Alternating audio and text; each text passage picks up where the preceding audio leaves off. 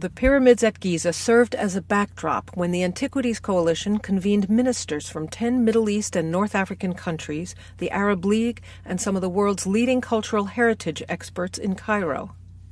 With our partners from the government of Egypt, the Middle East Institute, and UNESCO, we tackled the critical problem of cultural racketeering in this time of crisis. This video series presents the best ideas from the Cairo Conference for solutions to combat looting and the trade in illicit materials, and to counteract these crimes that finance terrorist activities throughout the region.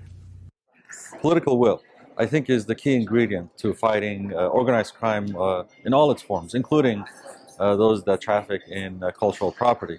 Political will is the thing that you need to get governments moving forward and to cooperate, not just internally, customs, prosecution, judiciary, border control, etc.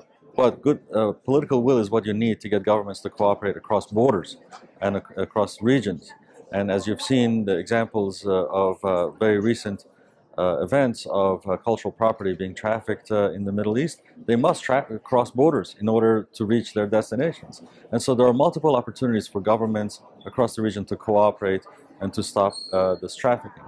And of course, in the end, after this event is over, it is upon an international community and major donors to cooperate to translate the political will that emerges from events like this into action.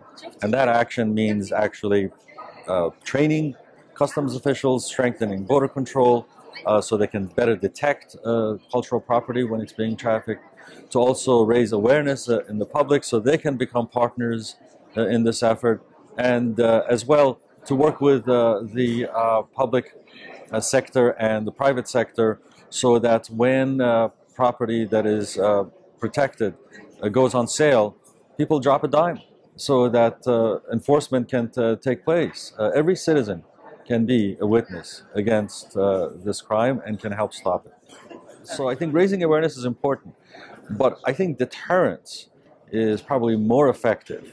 Because let's face it, people who pay lots and lots of money to buy protected cultural property also don't want their names paraded as criminals. And so I think it's important to go after big buyers. I think it's important to prosecute and imprison dealers, because dealers also know both buyers and sellers.